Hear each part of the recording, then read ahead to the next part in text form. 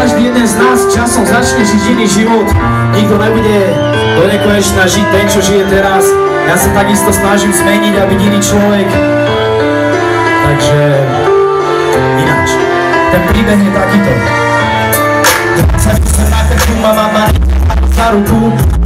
Iný život už ako vtedy. Nehazardujem so životom za ruku a máme, keby šťastie sú príbody, ktoré mám. Ostatné, sláva sa odpada človek kam bude stáť, len to podstatné. Dobre stretnúť blízkych a obklopiť sa nimi.